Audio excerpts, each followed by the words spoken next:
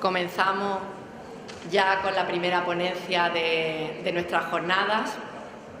Me corresponde el honor de presentar a María Dolores Prieto Sánchez, una veterana en el estudio y la atención a las altas capacidades, pionera en Murcia de la puesta en marcha de numerosos y exitosos programas para la atención a los niños con altas capacidades. María Dolores Prieto Sánchez es catedrática en Psicología de la Educación de la Universidad de Murcia. 6 sesenios de investigación conforman un currículum vitae que no podemos resumir con justicia, así que daremos algunas pinceladas. Las líneas de investigación abarcan todo lo relacionado con las altas capacidades, desde el pensamiento creativo científico hasta la inteligencia triárquica. Es fundadora y directora del Grupo de Investigación de Altas Habilidades de la Universidad de Murcia. Son incontables sus publicaciones, algunas de ellas centradas en el estudio de los estilos intelectuales, la creatividad y los perfiles cognitivos de talentos y sobredotados. Actualmente dirige un proyecto I+D sobre evaluación y desarrollo de la creatividad. Doña María Dolores Prieto es revisora en numerosas y prestigiosas revistas de educación, de psicología, de educación y psicología, tanto a nivel nacional como internacional. No le robo más tiempo a nuestra ponente, ya que todos estamos deseando oír su conferencia, Manejo del estrés y flexibilidad como competencias socioemocionales de los estudiantes con altas habilidades. Al final de la ponencia abriremos un turno de preguntas para que satisfagáis vuestras curiosidades por nuestra ponente. Con ella os dejo. Gracias.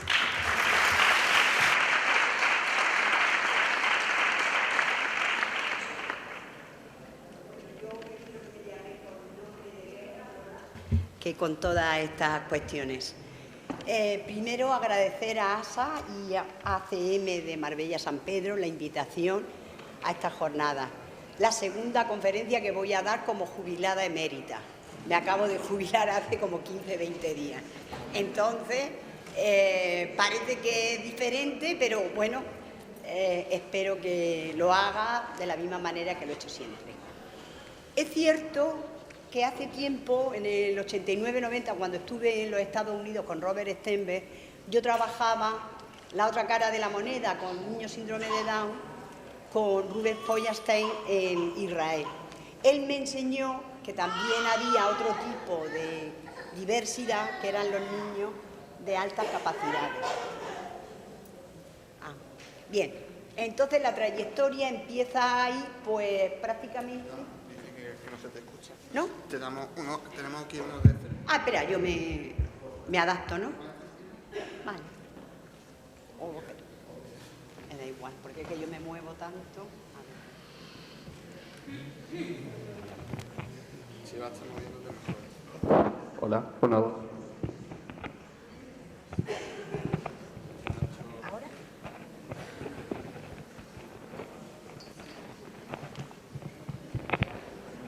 Así, ¿no? O me está pequeño o me está grande. Una de dos. Vale. Gracias. ¿Ahora? ¿Ahora se oye?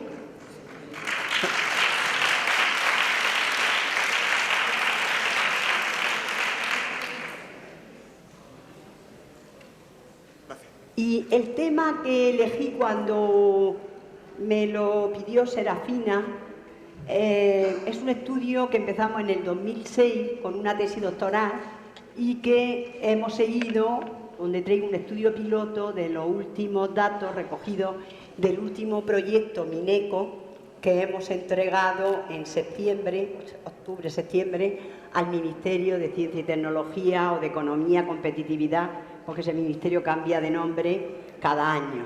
Bueno, pues al ministerio donde conceden los proyectos. Era una pregunta que siempre nos hemos hecho las personas que nos dedicamos a este tema. ¿Es cierto que los niños con altas capacidades tienen más estrés?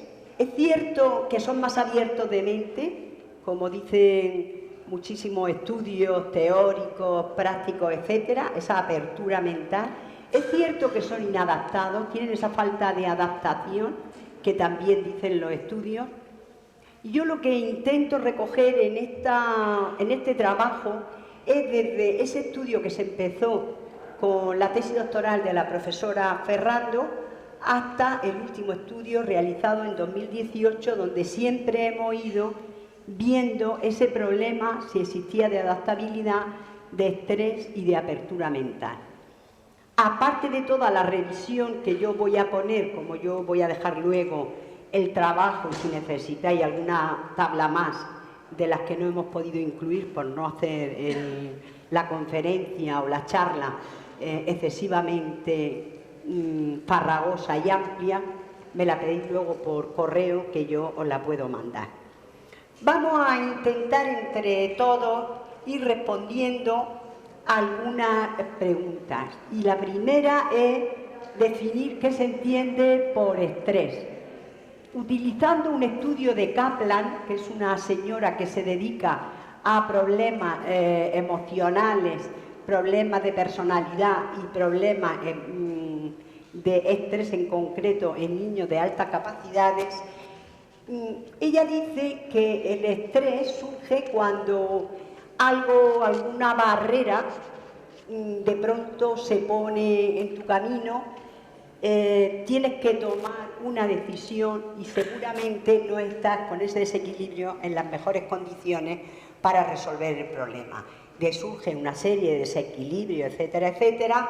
Y ella dice que es verdad que muchos de los superdotados, de los niños de altas capacidades, tienen esa sensibilidad que a veces quieren demostrar o bien esconder esa gran valía que los otros les reconocen, y esto les puede ir produciendo esa ansiedad, esa angustia por no dar la talla que en principio ellos consideran.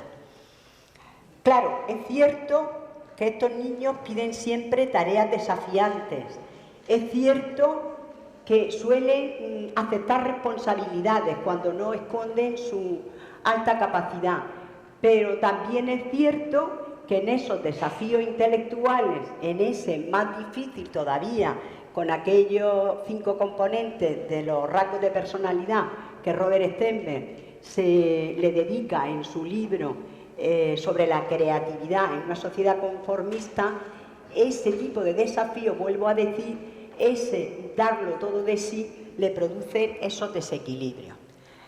Claro, aquí tenemos los primeros estudios, o por lo menos rastreando, que dicen en principio que es cierto que tienen una estructura cognitiva compleja y que esa estructura cognitiva compleja, dicen estos autores, les sirve para afrontar los problemas, se toman su tiempo y aparte ese dejar positivamente las tareas que no pueden para después, les hace que aunque tenga una serie de vulnerabilidades, en principio dicen que no tiene por qué tener ese tipo de problemas.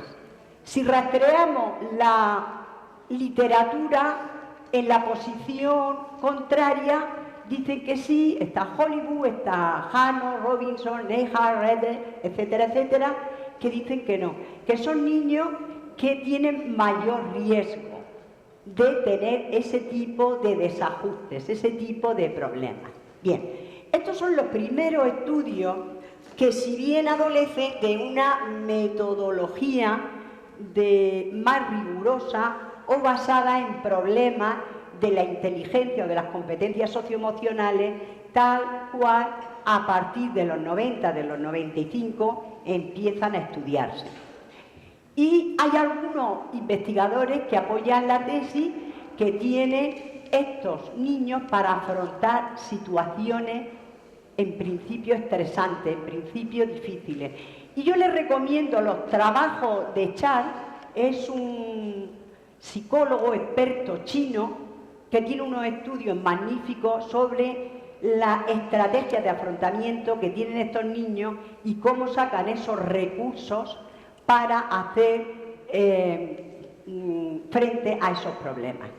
Pero claro, también dicen otros, que es perfeccionismo de estos niños, ese querer hacerlo todo de esa manera tan súper correcta, tan preparada, etcétera, lo que sí que hace que a veces tengan esos niveles de ansiedad. Y ahí también pueden leer una serie de autores.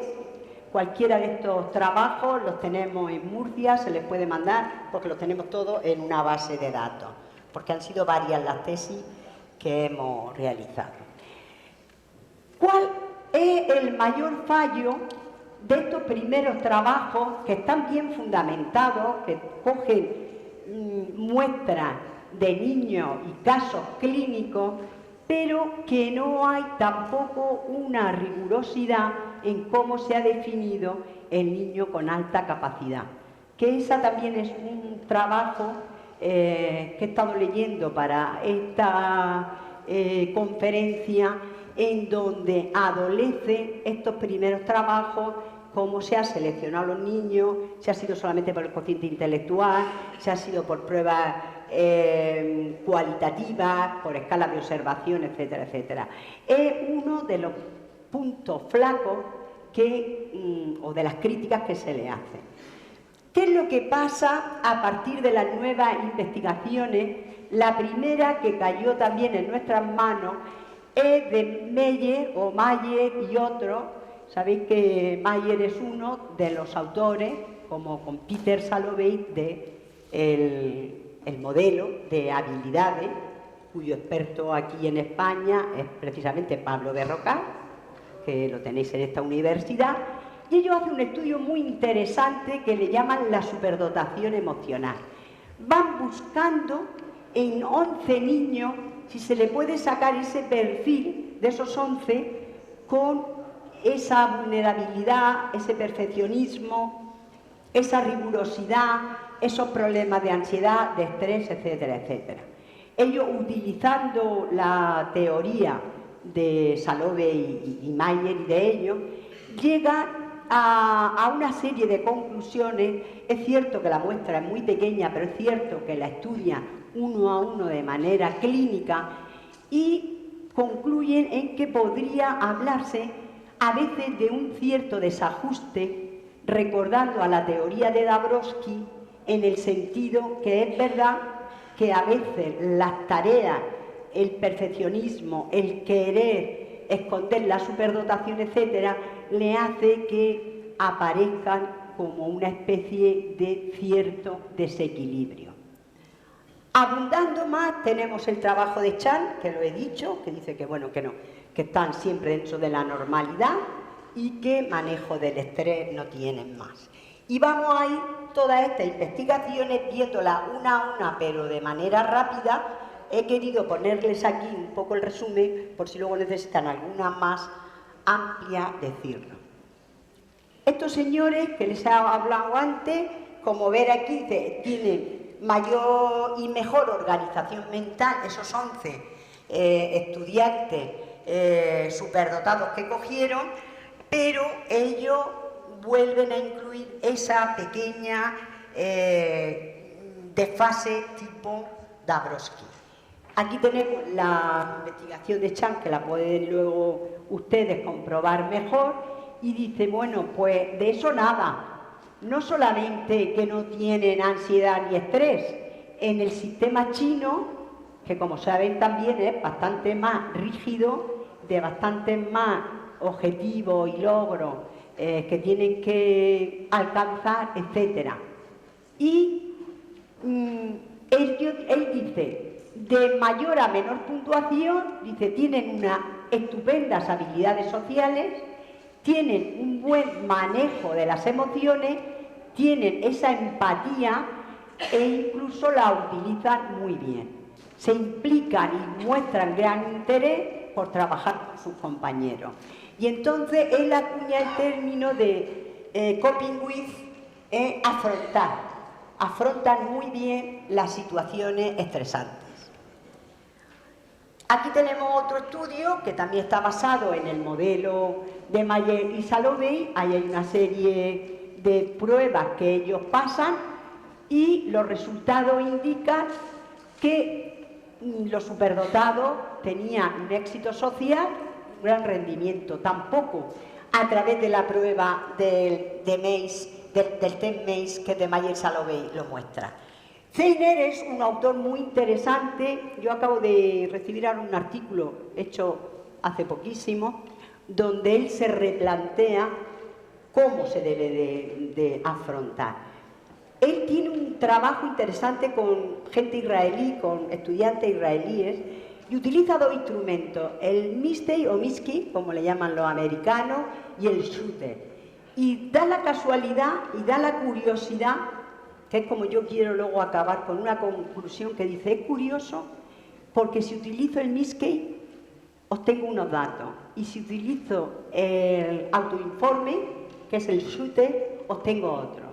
Dependiendo de la medida que se utilice, yo tengo un perfil dentro de la inteligencia emocional de uno y otro. La conclusión es súper interesante porque no solamente hay que utilizar el inventario tipo autopercepción, como estamos trabajando en Murcia, sino que hay que utilizar distintas medidas, porque distintas medidas nos harán dar resultados que pueden ser complementarios o a veces que están encontrados y son completamente distintos. Bien, aquí tenéis un cuadro que como esperaba que no se va a ver, pero lo tenéis metido, os dejaré aquí. Solamente aquí lo que he querido para dejar, si no queréis, valorar y mirar todas las investigaciones, qué es lo que dicen los autores, que dicen que sí, que tienen problemas de estrés y ansiedad, y los que dicen que no. Los podéis ahí valorar, los podéis ver las causas que dice, es un cuadro resumen, que lo dejaré aquí el trabajo y lo podréis consultar mejor vosotros. Y ahora vamos con los estudios que se han hecho con el test de Baron. Ruben Baron es un autor de la inteligencia emocional que está dentro del consorcio de la inteligencia emocional. Nosotros lo conocimos en Toronto en el año 2003, nos trajimos los derechos y TEA, la semana pasada, ha sacado el test traducido, adaptado por el grupo de Murcia. Ya se puede comprar, se puede utilizar, etc. Desde la teoría de Baron se trabaja como autoinforme. ¿Qué tiene de positivo? Que tiene 3 escalas. La escala donde el estudiante se autovalora tal y como se percibe en estrés, adaptabilidad, interpersonal, intrapersonal, tiene una escala de veracidad, la escala de adaptabilidad, porque si hay un índice que no es mayor que 10, eso está bien explicado en el manual, si luego tenéis alguna consulta me podéis escribir a Murcia, quiere decir que hay que volver a pasar otro test porque el niño quiere dar una imagen que realmente no es la correcta. Y cuando estamos allí pues metiendo los datos, el otro día nos salían unos perfiles, haciendo unos perfiles para esta conferencia que digo, aquí pasa algo, bueno, pues empiezan el 5, pues no el 4, el 3, el 2, pero claro, luego hay una escala que te lo da. Entonces, de esta escala, para este trabajo, nosotros hemos utilizado lo que se llama la tolerancia al estrés y el control impulsivo, que está dentro de esa dimensión grande que es el manejo del estrés, que ahora pondré en qué consiste y cuánto ítem tiene. ¿Qué pasa? Que esto es que me lo montan mi gente joven y digo, ¿dónde está esto? Claro, pues esto no lo sé hacer, obviamente. Mira, aquí tenéis la teoría de él. Claro, él toma la inter y la intrapersonal, que ya Zorday en 1920 ya habla de inteligencia social, 1982, 83, perdón, Gardner, antes en 1957-58, Wessler decía que además de los test de inteligencia, a los psicólogos se les había olvidado, haciéndose incluso una crítica a él mismo, los aspectos no cognitivos de la inteligencia, como eran los aspectos motivacionales. Lo que hace Rubén Baro, él prepara su tesis en 1985 y luego la copia que yo tengo la lee, la defiende en 1988, al menos la que yo tengo.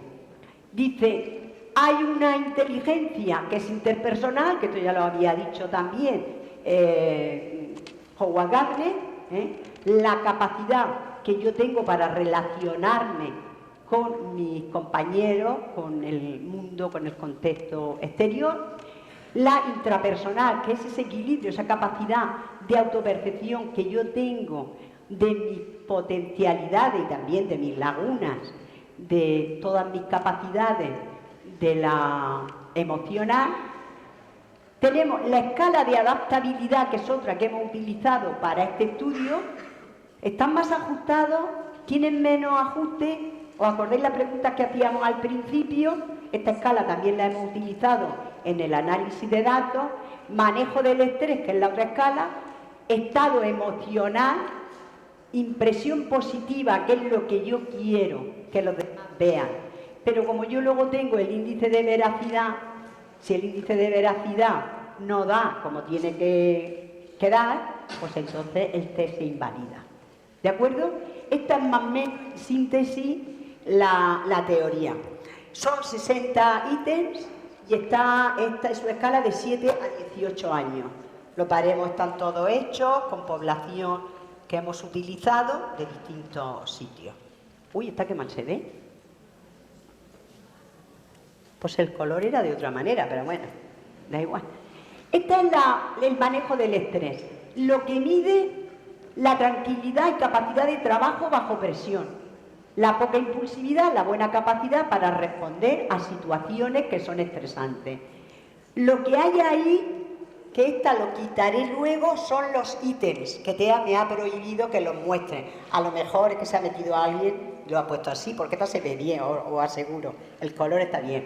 Pero bueno, luego esta yo la quitaré, porque como tenéis el manual, entonces bueno, pues ahí, pues cuando tengo una situación estresante me encuentro bien. Ante las situaciones que me suponen riesgo o desafío, yo las supero. Es de este tipo. Siempre una escala tipo Likert, de 1 a 4.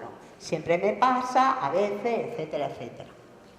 Bien, con este modelo de Baro hay un primer trabajo que llega también a nuestras manos cuando empezamos, que es el de Swan y sus colegas en 2006, que es cuando se empieza en Murcia la primera tesis doctoral de la profesora Ferrando, y como veis, ellos se preguntaban si asistir o no asistir a talleres, a clases específicas frente a grupos de aula ordinaria o programas específicos, si esto hacía que los profesores, que los mismos estudiantes, que los padres percibieran de una manera u otra la inteligencia emocional. Dicho de otra manera, ¿el aula regular es mejor que los programas específicos para el manejo del estrés?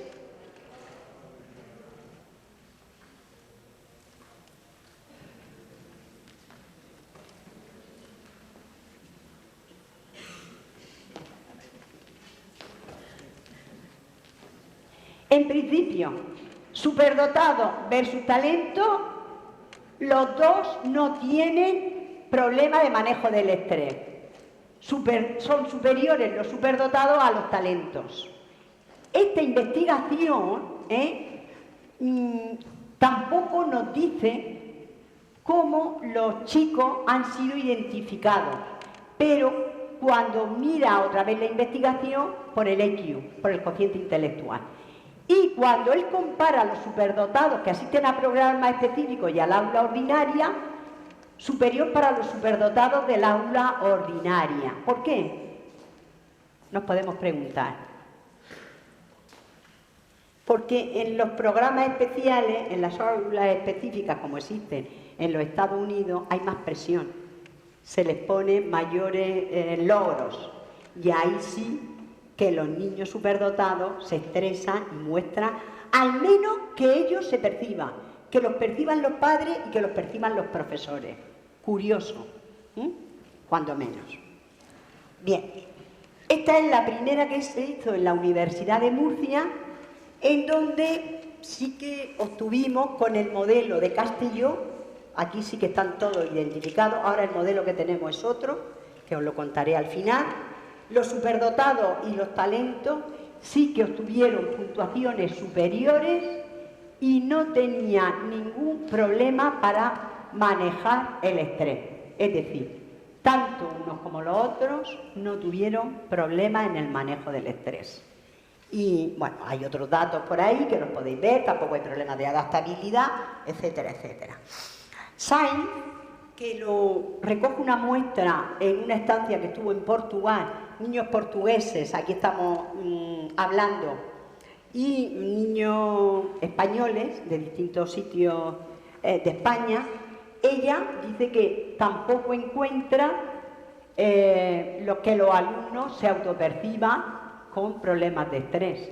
Se autoperciben con el manejo bien del estrés, están adaptados, etcétera, etcétera. Son 126 padres, tal, de la edad, ahí lo tiene, y utiliza la escala de padres, profesores y niños. Lo que vengo a decir es que todos los estudios que se han hecho bajo este modelo e incluso los que se están haciendo con los test de capacidad, de habilidad, parece que ese manejo del estrés, esa inestabilidad, se descarta. Con lo cual veremos si se podría seguir manteniendo los estereotipos de ese tipo de desajustes que hemos visto al principio. El mismo Baron, en dos estudios que tiene y en uno de los primeros manuales de su test, también hace un estudio entre las personas con una alta inteligencia psicométrica, que en definitiva es lo que ellos entienden que es una de las características principales del superdotado, alta inteligencia, y miren también lo que parece que tiene ahí. Es la que mejor predecía el manejo del estrés, es decir, que cuanto más inteligencia, mejor manejo del estrés. Y cuando lo cogen con el rendimiento académico, el manejo del estrés era otra variable que predecía. Es decir, que niños con alto rendimiento académico tampoco tienen problemas en la investigación de ellos. Y que la relación entre la inteligencia emocional general y la capacidad para resolver problemas, que va dentro de la adaptabilidad, el manejo del estrés fue el que mejor predecía esa capacidad para solucionar problemas de índole social, de índole emocional, no estoy hablando de problemas. Sainz, que hace su tesis doctoral en el 2010, se amplía la muestra y tiene como objetivo, aquí ya no lo dijimos como la profesora Ferrando, talento superdotado, talento conglomerado, simple, etcétera, etcétera, sino que ella dice, no, vamos a ver niños con alta inteligencia, niños con media inteligencia y niños con baja inteligencia. Va a ir viendo qué relación tiene, que también es otro de los mitos que se siguen manteniendo. Los niños extremadamente inteligentes siguen teniendo problemas también de estrés. Ella dice que los padres indican que sus hijos con alta inteligencia obtienen mayores en todas las variables, excepto en manejo del estrés. Este dato está extorsionando o es discorde con lo que estábamos diciendo. Pero cuando los estudiantes se les pregunta a ellos en su cuestionario de esos 60 ítems, ellos dicen que tienen buen manejo del estrés, tienen adaptabilidad y su estado de ánimo pues también bueno con respecto a sus compañeros. Aquí no tenemos las puntuaciones de los profesores, que también se les pasó el cuestionario. En la teoría de Baron, desde mi punto de vista, lo bueno que tiene es que te proporciona tres fuentes de información. Tres fuentes de información que casan muy bien, porque luego a todo este tipo de padres, a los profesores y a los alumnos, se les hizo otro tipo de valoraciones a ver dónde estaba la autopercepción. Estos padres, desde luego, recibieron una serie de cursos, tanto en la provincia de Valencia como en la provincia de Alicante, en Murcia, en varios sitios, etcétera, porque los padres tenían que saber cómo se rellenaba un autoinforme, lo que significaba los ítems y tal. A los profesores también se les hicieron varios cursos de formación. Aprovechábamos los seminarios de formación de los CPR de Murcia para presentarle el cuestionario, porque además el cuestionario va como uno de los test en el protocolo de identificación del equipo de Murcia de altas capacidades, que se puso así. Es decir, que no es un cuestionario que se daba como ahora a veces recibimos por internet, un cuestionario, relléname esto que voy. No, no, no. Esto estaban bien preparados, se hicieron varios simulacros y ejemplos para que fuera.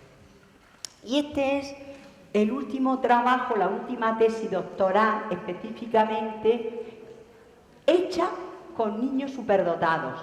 Esta tesis tuvo como finalidad hallar también las características psicométricas de los cuestionarios con población de alta capacidad, de superdotados y talento, siguiendo el modelo de Castelló hasta ahora. Las propiedades psicométricas para ver que es una prueba que funciona bien a partir de 0,70, todas las escalas cumplen su fiabilidad. En esta escala, en este estudio, Mari Carmen llega a que dice que los niños con alta habilidad tienen ligeramente, no de manera significativa, un mejor control del estrés que los alumnos sin alta habilidad. Resultados que están en consonancia con lo que habíamos dicho anteriormente y en otros autores también. Por el contrario, hay autores que mantienen la idea de que los superdotados tienen mayor riesgo a presentar problemas que sus iguales, como ya lo he dicho anteriormente.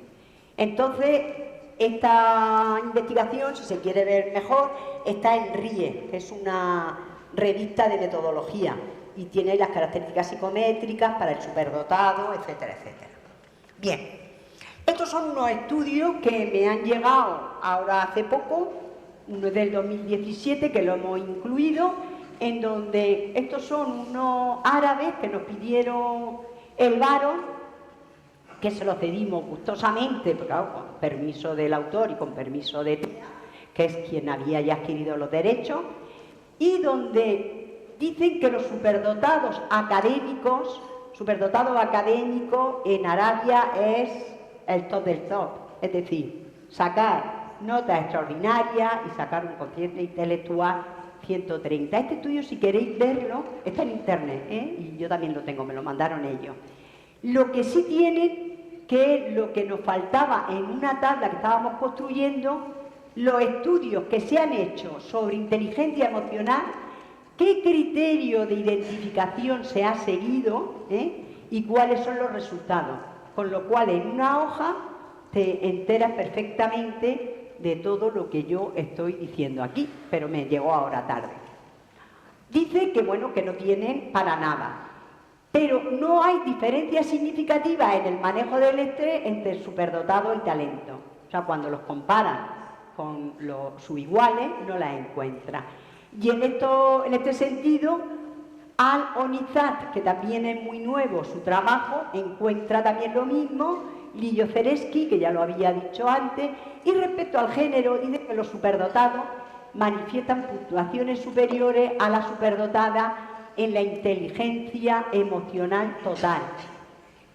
Pero las chicas con talento obtienen puntuaciones superiores en la interpersonal, la sociabilidad, etc.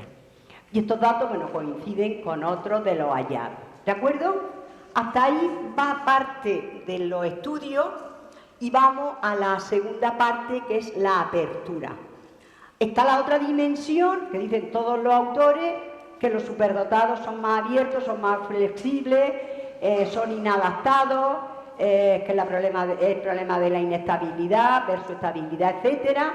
Y entonces nosotros lo que hemos querido ver realmente si son personas abiertas, son personas es que pueden cambiar de perspectiva, que entienden la perspectiva de los otros, son personas creativas, que están abiertas a ese cambio de opiniones, a esas ideas diferentes, como recoge Robert Sternberg y como recogen muchísimos tratados de superdotados, y que incluso ellos tienen esa flexibilidad de mente, que es una de las características que viene en la definición de los superdotados. Y esta variable la hemos estudiado con los 5 grandes, con el test de los 5 grandes de personalidad, en donde hemos hecho por una parte la personalidad y por otra parte la inteligencia emocional. Con estos supuestos, ahí tenéis lo que es la apertura, la capacidad para ajustarse, etcétera, etcétera, la adaptabilidad, esa capacidad para ajustarte al ambiente, para, aun siguiendo reglas convencionales, no quiere decir que lo sigas todo al pie de la letra, pero aquí lo que queríamos ver era si realmente se podía seguir manteniendo los problemas de inadaptabilidad, como también lo decían los años 80 y los años 90 de este tipo de estudiantes. Y entonces lo utilizamos 2 escalas: la escala de adaptabilidad del varón y la escala de apertura mental de los 5 grandes, ¿de acuerdo? Aquí, que tampoco se ve, bueno, a esta se ve mejor que la otra.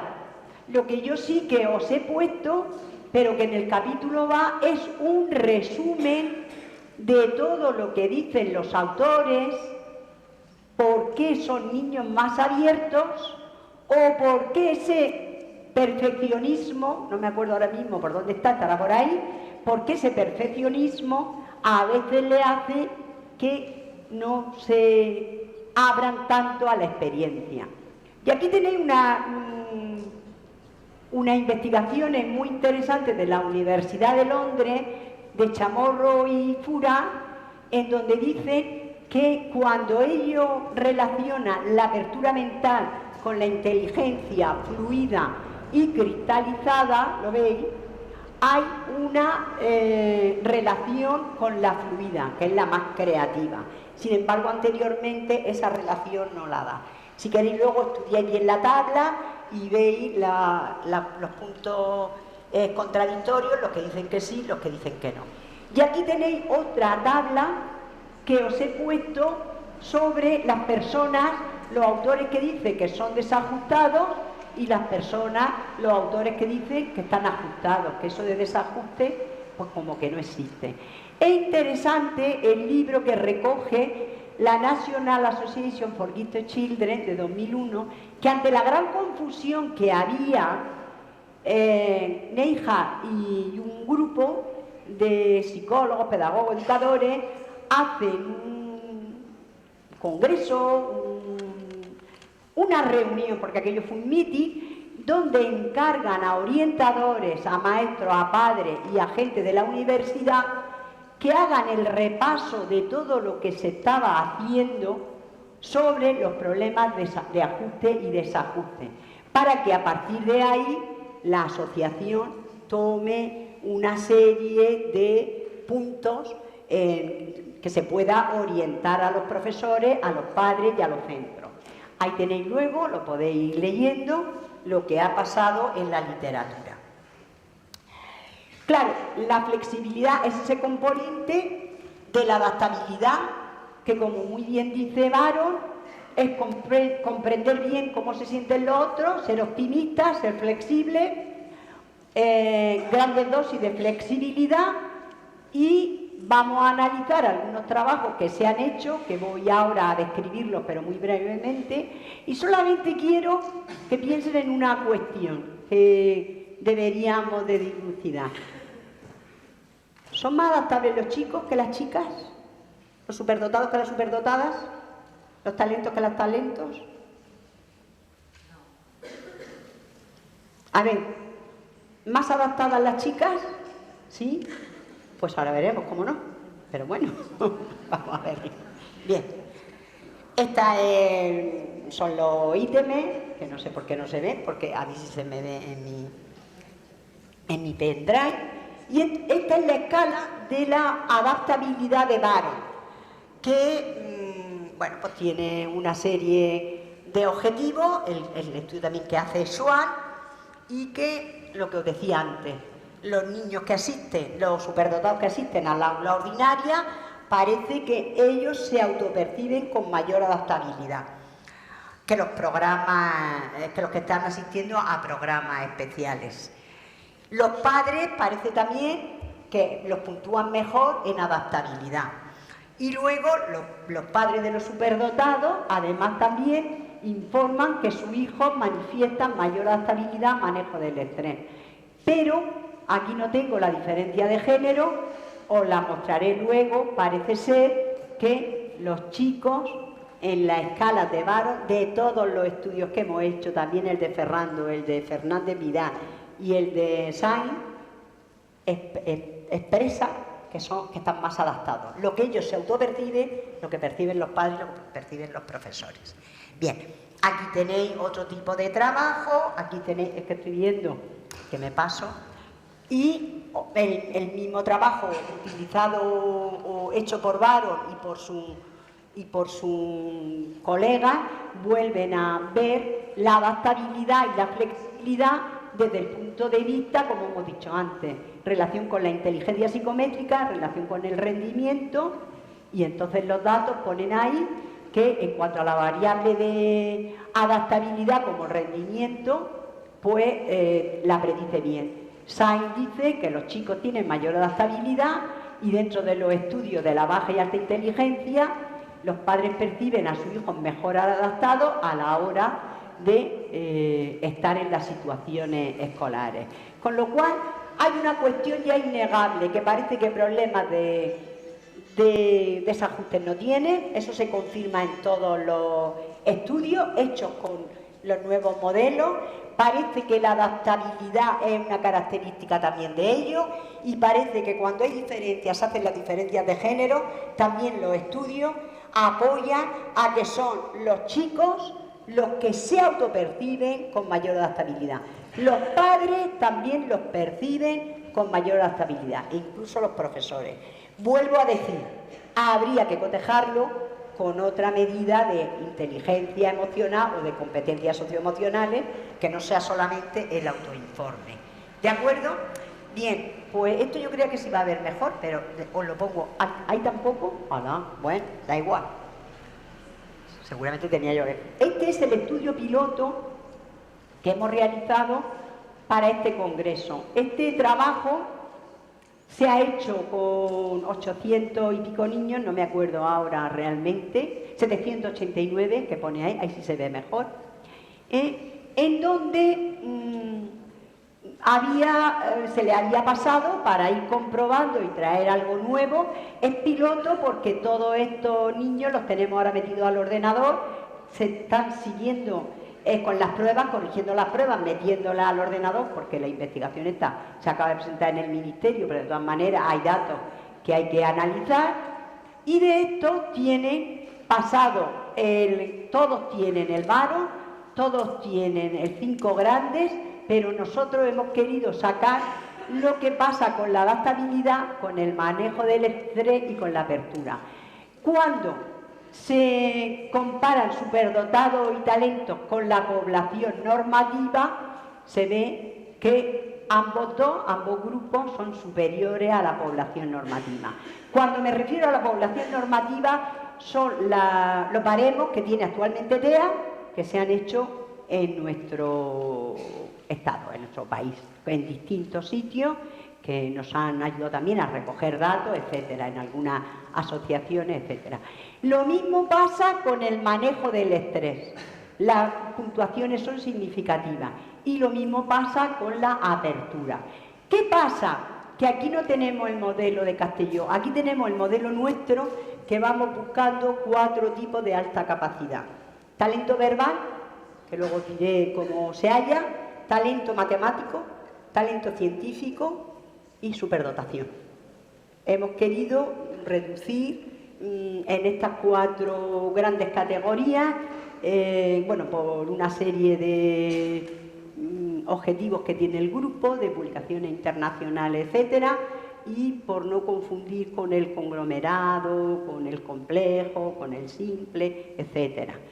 Para el talento matemático, obviamente, tenemos un test de tareas matemáticas, está recogido de distintas tareas de test de superdotado y talento, está todo corregido, redactado, adaptado, etcétera. Vamos por la 5ª corrección. Corrección, al decir corrección, personas que son lingüistas, que pasamos estudios pilotos a los niños, que luego no entienden, luego sí entienden, etcétera, etcétera. Pero ahora ya sí que podemos tomar este. Para el talento verbal tenemos todas las medidas del DAT más el TTCT de Torrance más la PIC, la parte verbal de la creatividad verbal. Y para el científico tenemos 2 pruebas de pensamiento científico, una que creo que presenté la última vez que estuve, que está validada, tiene todas las propiedades psicométricas, ahora sale el artículo en una revista internacional, nos la ofrecieron los compañeros de Turquía, con quien allí hay una escuela de talento, con quien estamos muy en contacto con ellos, nos han dejado utilizarla, nos la han dejado que la estemos utilizando para esa identificación.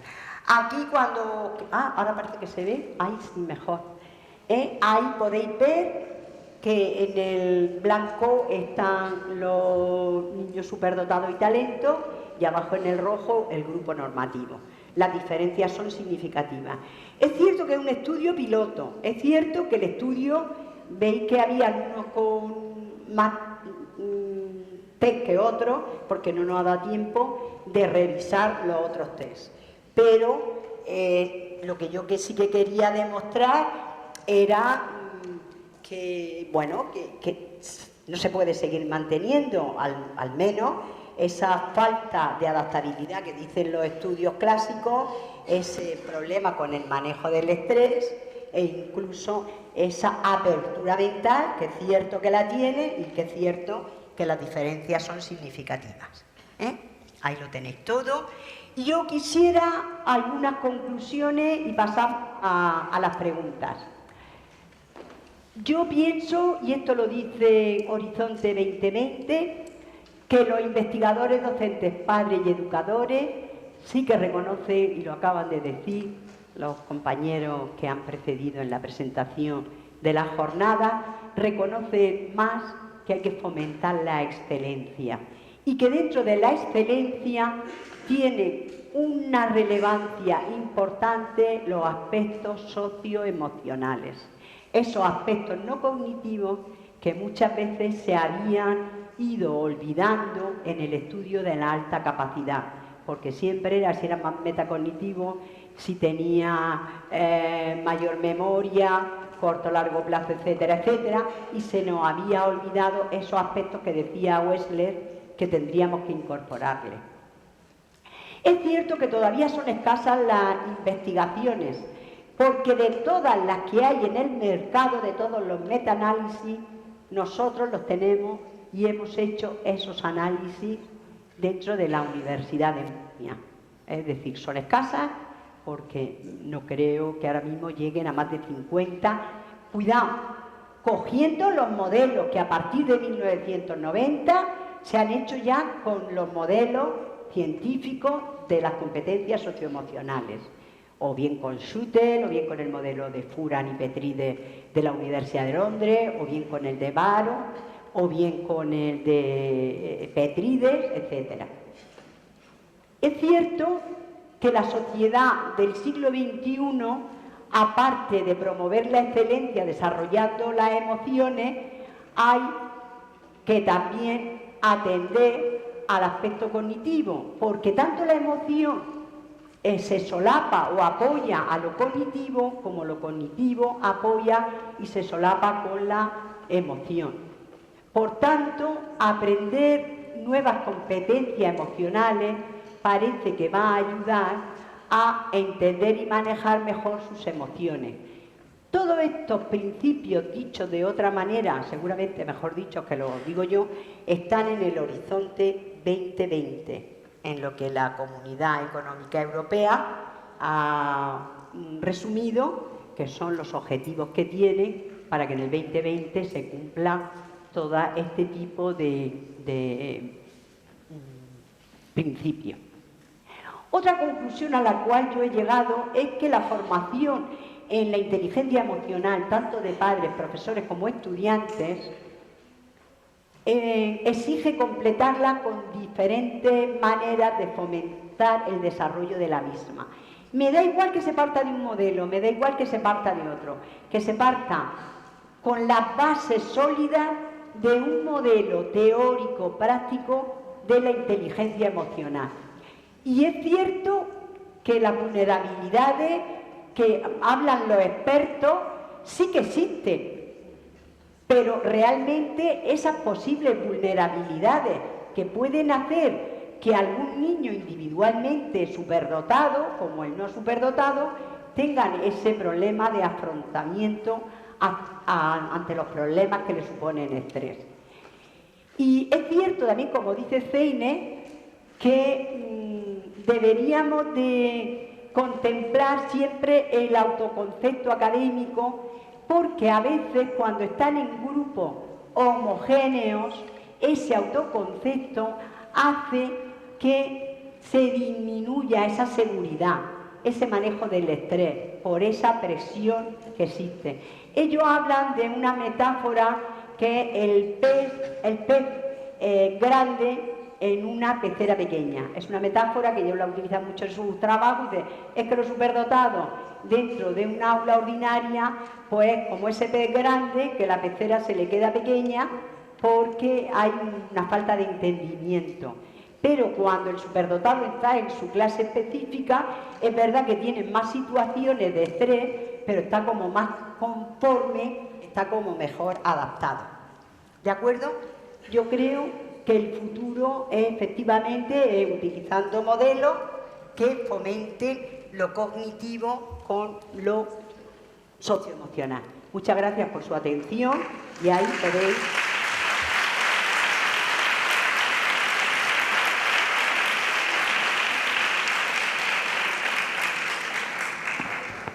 ¿Me quito esto ya?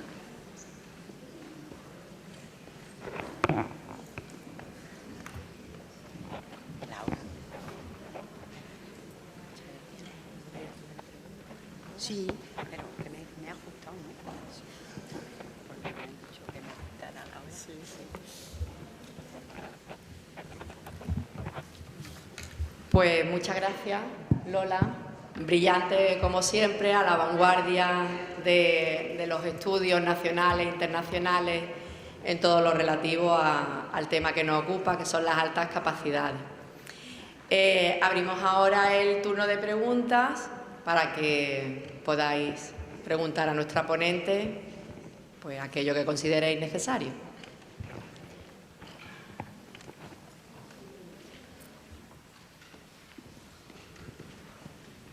Oye, ¿por qué se ve tan mal?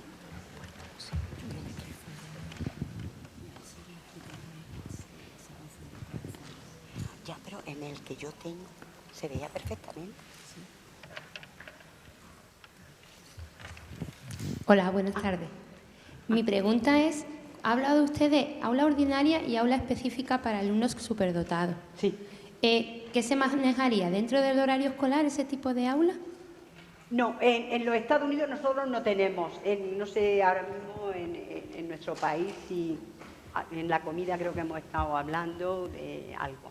Los Estados Unidos sí que tienen o bien programas específicos para estos niños, que supuestamente son los talleres que estamos haciendo aquí, pero con una organización un poco distinta.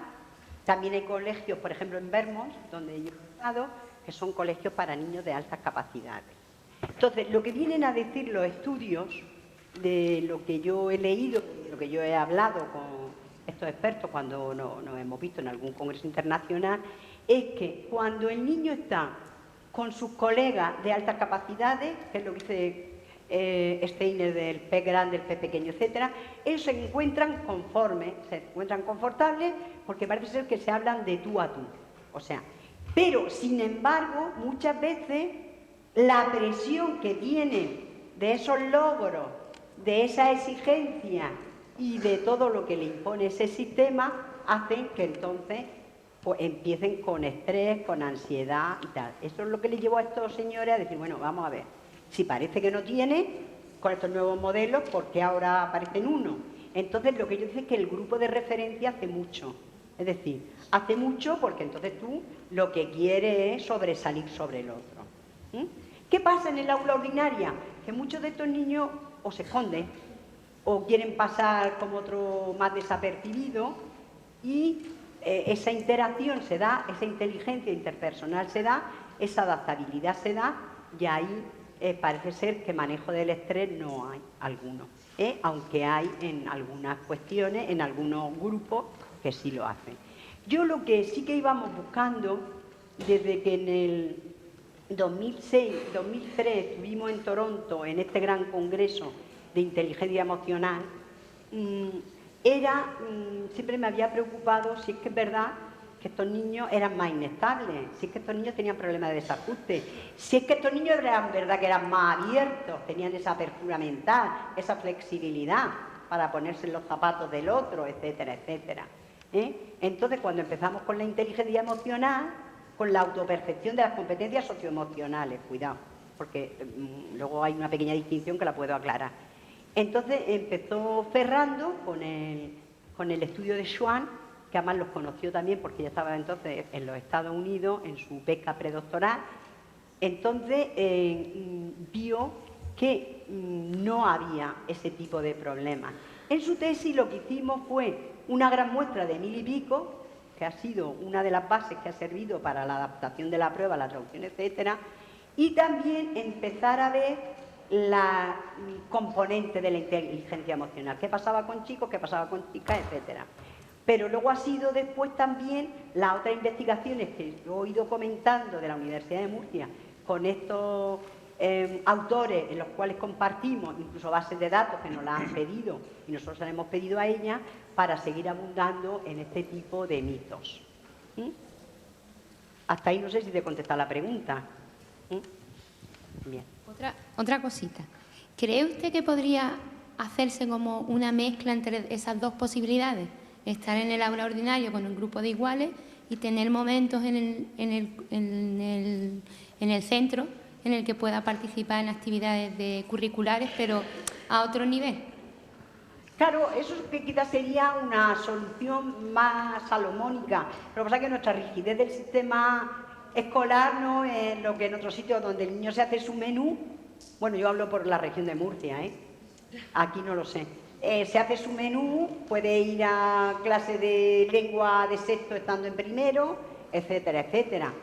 En nuestro sistema, pues posiblemente, lo que pasa es que mira, nuestro sistema con la cuestión de talleres y con la cuestión de programas que ahora sí que hay en diferentes comunidades, pues se está intentando paliar ese problema y dar una respuesta. O sea, no sé si te he contestado.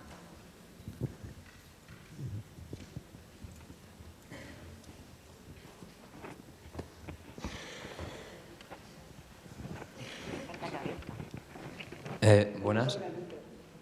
¿Hasta qué punto usted considera que es positivo para el niño o para la niña el que use una aula especializada con otros niños de alta capacidad durante el horario escolar?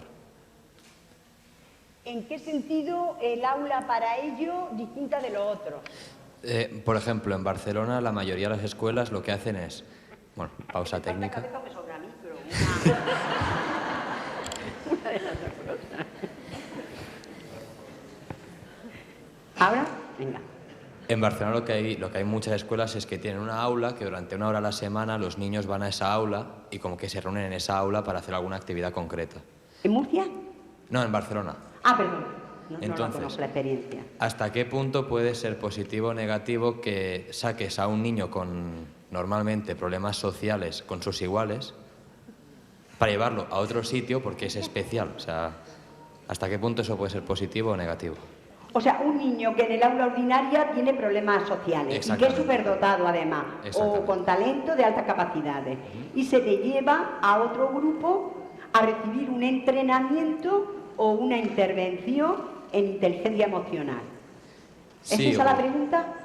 Bueno, no es tanto inteligencia emocional, sino como materiales educativos avanzados, pero solo unas horas a la semana.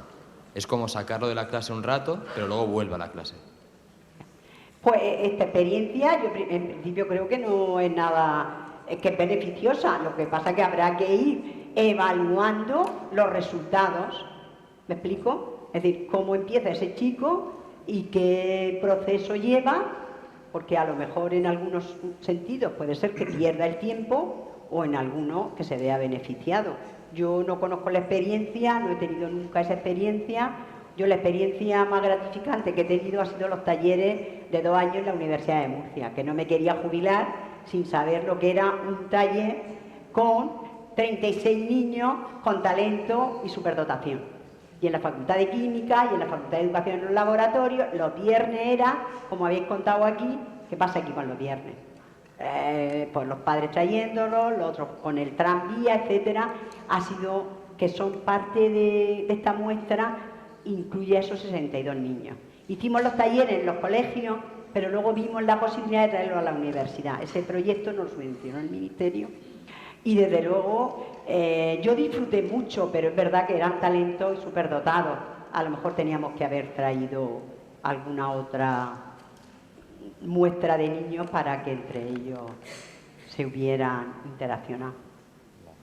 Yo pienso que los talleres, si se controlan y se evalúan, están dando sus frutos. Hola, yo voy a preguntarte sobre lo que nos has estado explicando de lo que es los estudios. Yo no te oigo. Perdón. Hola, ahora. Que yo era para preguntarte, has estado hablando mucho de lo que es el... Es que no se oye, ¿verdad? ¿Ahora? Sí. Ahora, perfecto. Sí, Era para preguntarte, has estado hablando de lo que es los estudios que hay ya de los niños, una vez ya detectados como talento simple, complejo y sobredotación. Entonces, mi pregunta es, ¿hay algún estudio que diga realmente la diferencia que hay de por qué las niñas normalmente, me imagino que tendrá que ver con lo de socialmente quieren ser más aceptadas, que al niño le puede dar un poquito más igual, si hay algún estudio que diga por qué no son detectadas realmente, si tiene alguna implicación ese hecho emocional? Que haya menos niñas detectadas que niños. Sí. ¿Esa es la pregunta? No, bueno, si hay algún estudio que diga que emocionalmente tenga que ver. Es decir, siempre nos has estado hablando del manejo del estrés, sí, de que hay variaciones en que los niños se ven mucho más afectados que las niñas, ¿no? Que las niñas normalmente tienden a ocultarlo. Entonces quería saber si... No, pero en las diferencias de género salen más interpersonales las chicas, más relaciones, más empatía, más diálogo.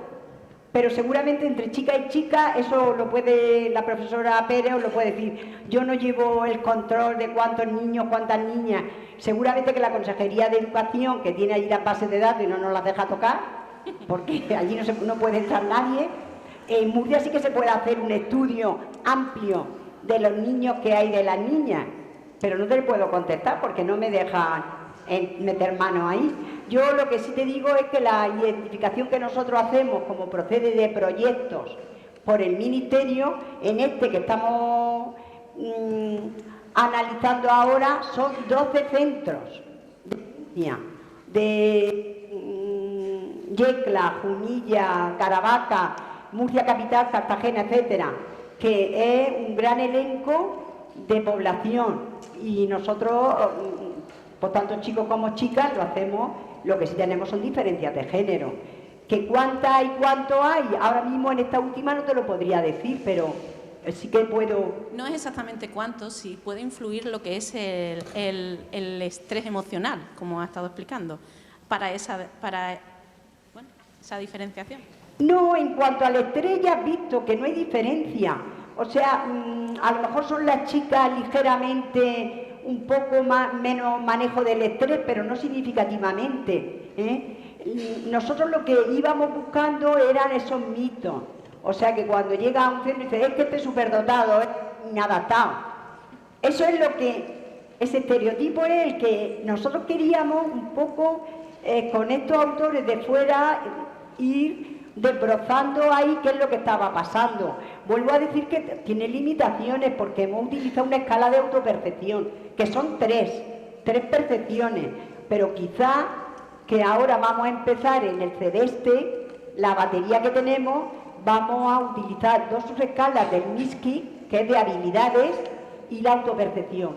Y entonces a lo mejor ahí tendremos un panorama más amplio de lo que son las competencias y las habilidades socioemocionales.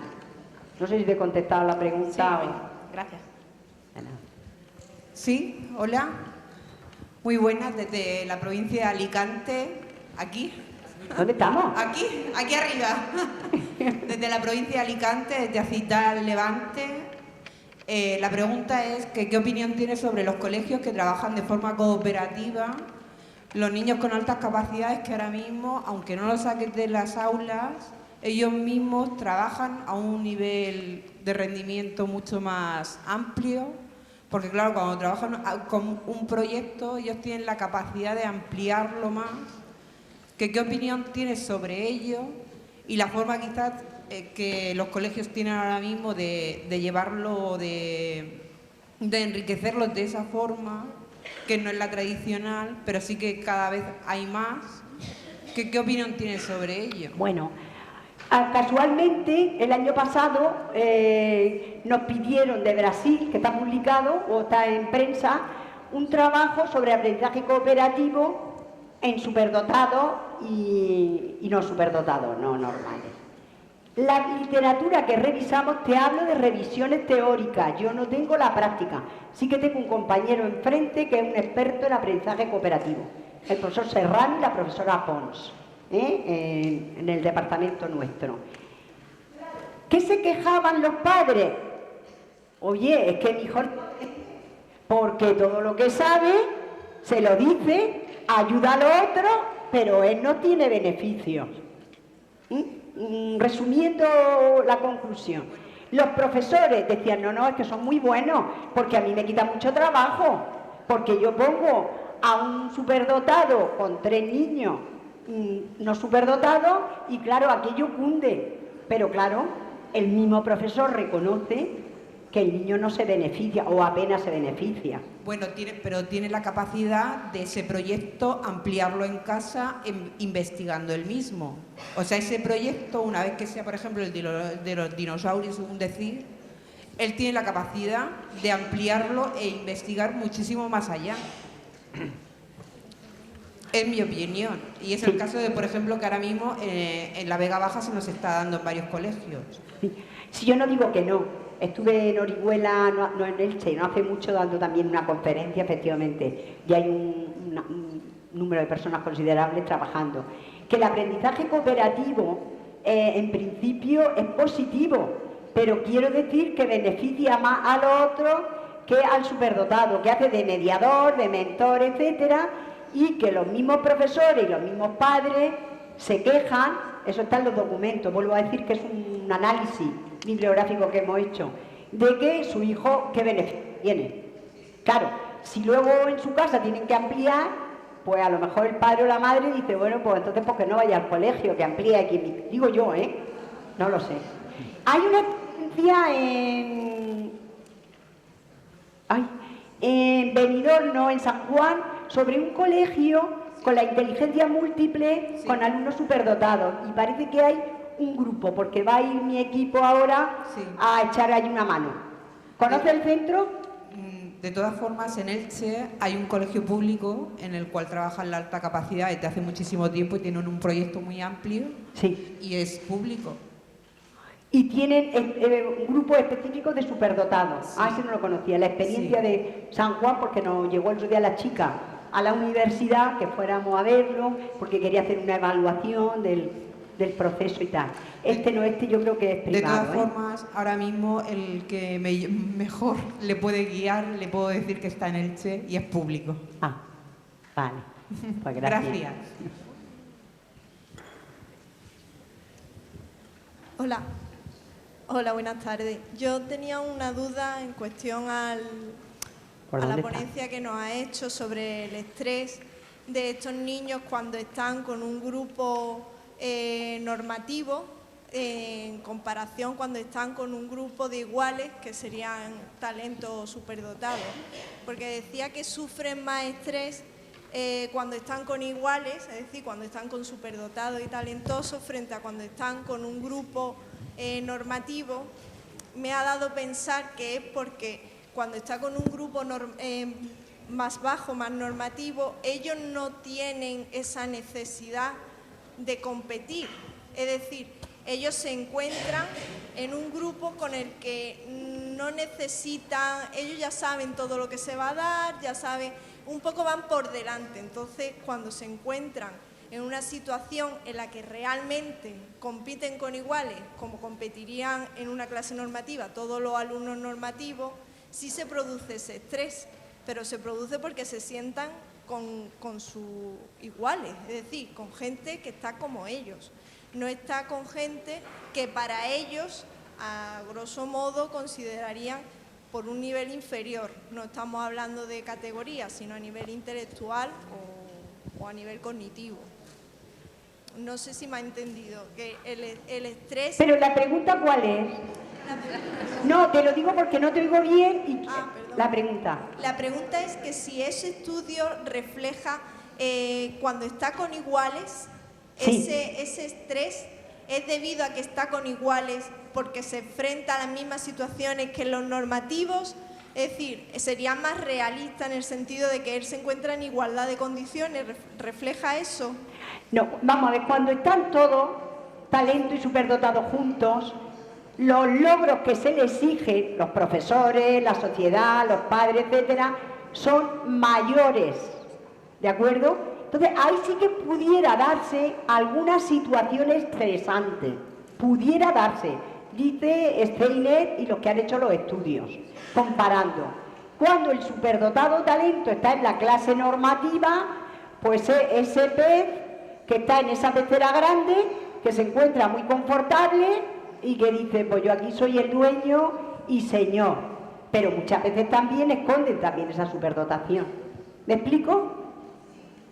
Lo que yo me vengo a referir es que cuando está en esa clase que es de igual, que se enfrenta a situaciones de estrés, ahí es donde habría que medir, ¿no?, si son capaces de adaptarse o de tener esa apertura mental y demás que nos comentaba, porque se encuentran realmente con las exigencias con las que se encuentran los otros en su grupo.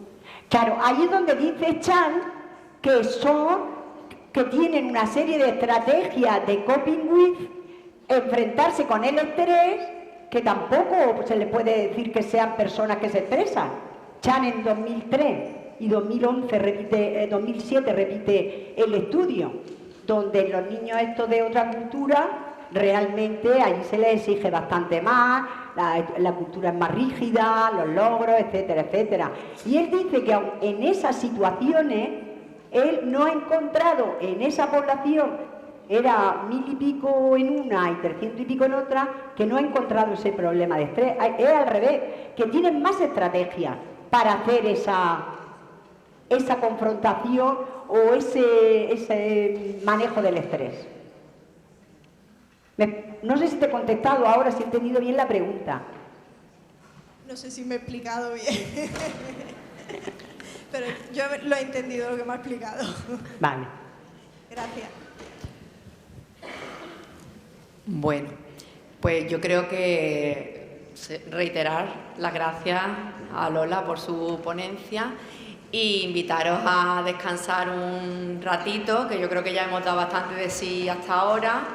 Volvemos a las 7 en punto, os pedimos por favor que seáis muy puntuales y volvemos a retomar. Muchas gracias.